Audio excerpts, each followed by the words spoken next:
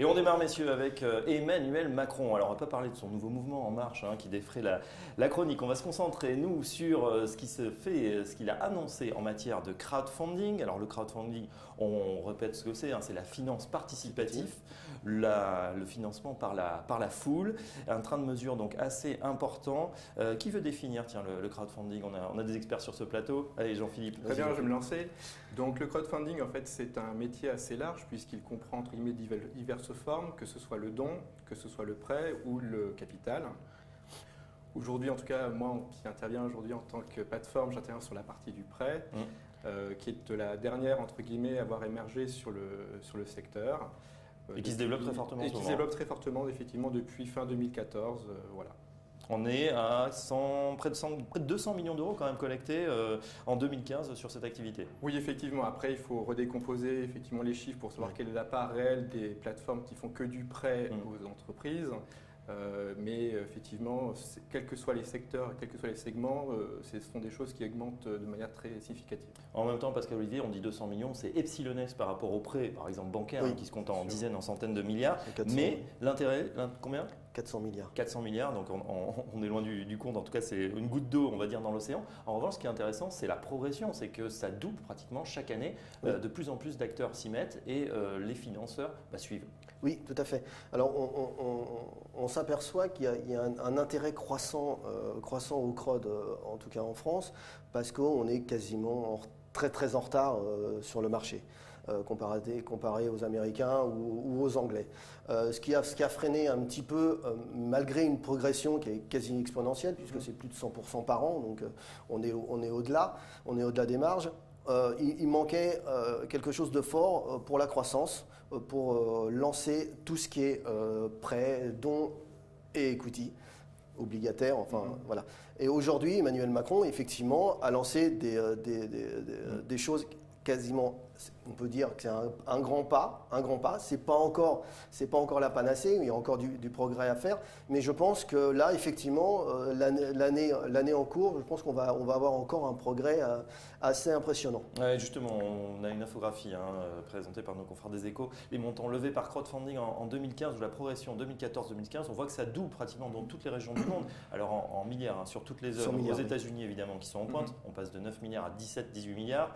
En Europe, 3,3 à 6,5. Et même en Asie, ça cartonne également. Là, c'est carrément des chiffres x3. Ça va très vite. C'est adopté également par l'ensemble du monde en même temps. Exactement. Bon, c'est vrai que la réglementation française, il était important qu'elle bouge aussi parce que très clairement sur la partie entre guillemets, il y a deux statuts aujourd'hui, je parle du prêt en particulier, il y a deux statuts. Il y a les statuts qui est plus, je dirais, IFP, qui aujourd'hui on passe de 1 000 € par personne physique en plafond bientôt à 2 000 €. Pour les CIP, qui est l'autre statut, on passe de 1 million de plafond, je dirais, pour un même projet à 2,5 millions. CIP, qu'est-ce que ça veut dire? Alors CIP, c'est conseiller en investissement participatif. Voilà.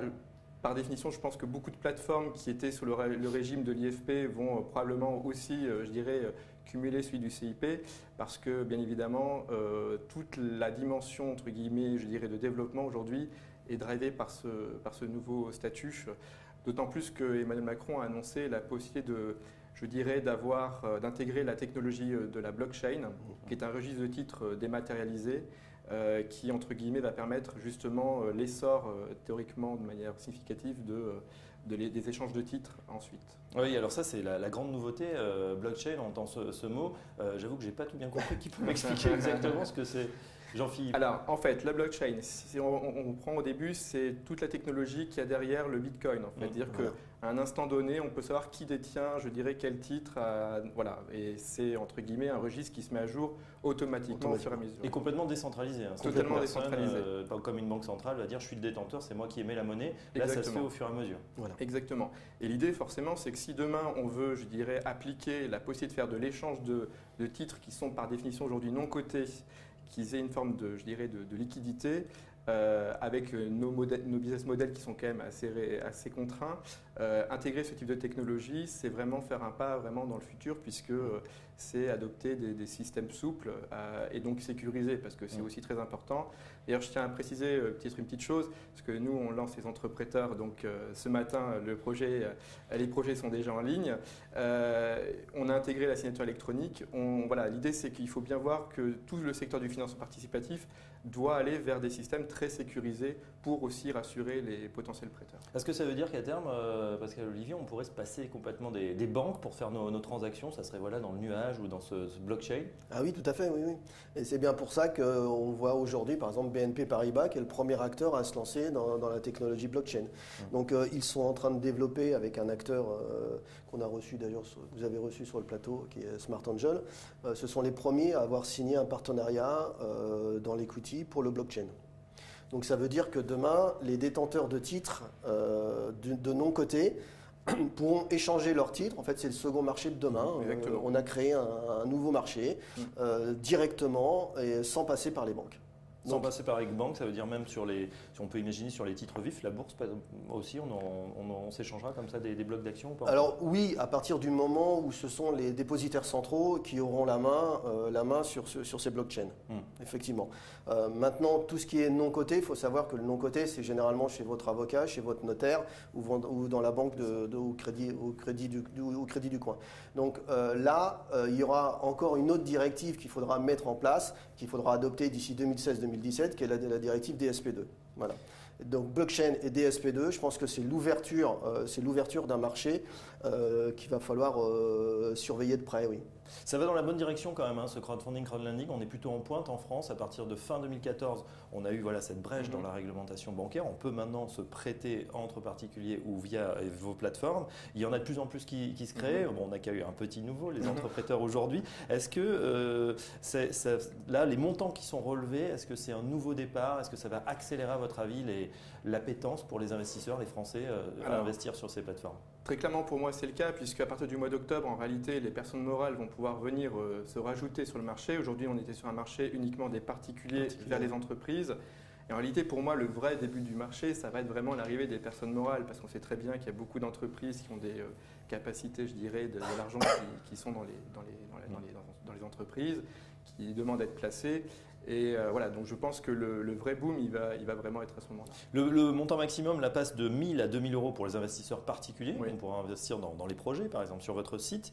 Donc c'est pas mal. Pour une entreprise, ça sera les mêmes montants ou un petit peu plus élevé? Justement, l'idée, c'est que pour tout ce qui sera entreprise, il faudra avoir le statut de CIP, utiliser le produit qui s'appellera le mini-bon. Le mini-bon, en fait, c'est un dérivé du bon de caisse, qui est un très vieux produit, je dirais, dans le code monétaire et financier. Qui a été dépoussiéré justement pour l'adapter au financement participatif. Voilà. Et c'est par le biais de ce mini-bon que aussi bien les personnes morales et demain les particuliers, sous réserve de respecter un test d'adéquation, pourront, je dirais, souscrire au-delà du fameux seuil des 2 000 euros qui lui reste, je dirais, l'apanage du régime IFP, du régime des prêts, entre guillemets. Des prêts, très bien. Bon, Macron, du coup, il recycle, il fait du neuf avec du vieux, finalement, ces mini-bons. Oui, c'est exact. Mais, en fait, tout se réinvente aujourd'hui. Je pense que c'est le propre du crowdfunding, c'est faire du neuf avec du vieux. On remet et on invente rien. Avec un peu de techno quand même au passage. Hein. Mais c'est justement ça, on n'invente rien, mais on remet tout au goût du jour. Ouais. On se sert des outils que l'on a aujourd'hui, justement, pour aller en avant et pour réinventer une technologie qui était très vieille. Maintenant, les mini-bons de caisse, il faut savoir que ça a été fait aussi pour les SARL. Parce que les SARL, jusqu'à maintenant, elles étaient exemptes de prêts entre entreprises. Donc maintenant, les mini-bons de caisse vont être là pour pouvoir permettre aux SARL de prêter de l'argent en inter-entreprise. Voilà. Ça, c'est plutôt intéressant parce qu'on imagine que les rémunérations vont être à l'avenant. Aujourd'hui, on est sur les projets personnels, on va dire, ou petites start-up, entre 6, 8 jusqu'à 10%. Quand les entreprises, vous allez chercher un compte à terme, il est en dessous de 0,30 en ce moment. Donc ça pourra, alors pas le même risque évidemment, de retrouver son argent, mais aussi peut-être certaines entreprises, certains entrepreneurs qui eux-mêmes ont de la trésorerie vont pouvoir peut-être se financer entre eux. Non, effectivement, c'est totalement l'enjeu. Bon, c'est vrai que les taux affichés aujourd'hui, il ne faut pas oublier qu'il y a une absence de garantie, donc ça explique une partie de la prise de risque. Il ne faut pas oublier aussi que sur les financements d'institutionnels, donc qui sont réservés sur des plus grosses structures, tout ce qui est fonds mezzanine par exemple, vous avez des taux, je dirais, qui sont de cet ordre-là. Donc c'est sûr que pour des petites entreprises, c'est découvrir quelque part une partie du financement qui était plutôt réservée, je dirais, à des plus grosses structures. Finalement, les taux, entre guillemets, quand on regarde un peu les institutionnels, vous êtes sur des conditions plutôt de marché. Voilà. Après, il faut juste que tout le monde, je dirais, finisse par le... Alors ça, c'est votre cheval de bataille, hein, Pascal Olivier Voisin, c'est aussi la transparence. C'est-à-dire quand on rentre dans les projets, alors on voit cette fameuse jauge qui va augmenter, et un financement par exemple de 30 000 euros, 40, 50, 200 000 euros. On voit la jauge augmenter, tiens, on met son billet, 1000, 2000 maintenant peut-être, et on ne sait pas du tout avec qui on investit, qui sont les co-investisseurs, est-ce que ce sont d'autres particuliers, est-ce que ce sont des institutionnels. Oui. Et ça, c'est une vraie problématique pour vous, la transparence dans l'investissement. Oui, en fait, depuis l'ouverture de CrowdVenture, on s'aperçoit que par exemple dans le lending, et c'est mon cheval de bataille, dans le lending, on peut arriver à retrouver jusqu'à 70% d'institutionnels. Quand je dis institutionnels, ce ne sont pas que des business angels, ce sont des fonds. Ce sont des fonds, des FCPI. Donc moi je me bats pour que ce soit clair, pour que l'investisseur qui investit en bon père de famille, on va dire comme ça, sache avec qui il investit et comment il investit. Aujourd'hui, il n'y a aucune visibilité là-dessus. C'est-à-dire que vous allez sur n'importe quelle plateforme, on vous dit taux de rémunération 6, 7, 8 jusqu'à 10%, mais en aucun cas, on vous dit vous avez investi en face d'un fonds de pension, en face d'un fonds ou d'un gros business angel. Voilà. Alors, j'apporte juste un petit bémol parce que bon, finalement, c'est un peu le plaisir de la nouveauté de ce matin. Sur le site des entrepreneurs, justement, on indique le pourcentage du cercle proche qui participe au projet. Ce qui veut dire que chaque personne, quand il va faire un prêt, il sait quel est le pourcentage du cercle proche qui a participé.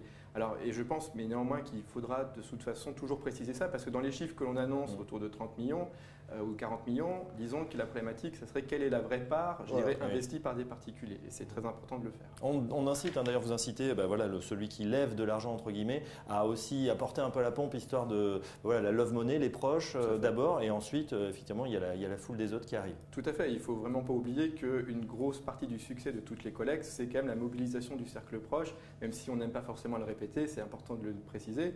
Ce n'est pas forcément un problème, au contraire, c'est vraiment la preuve que c'est un système qui a vraiment vocation à se développer. Mais voilà, il faut rappeler que le succès ne tient pas compte que de la plateforme. Ouais, on parle donc crowdfunding ce matin dans le débat. Dans un instant, on va découvrir justement cette toute nouvelle plateforme. Les entrepreneurs, qu'a-t-elle de particulier? Quels sont ses points forts? Peut-être ses points faibles. On discutera aussi du secteur du crowdfunding en général qui manque de transparence selon Pascal Olivier Voisin. Dans un instant, la suite du débat. À tout de suite.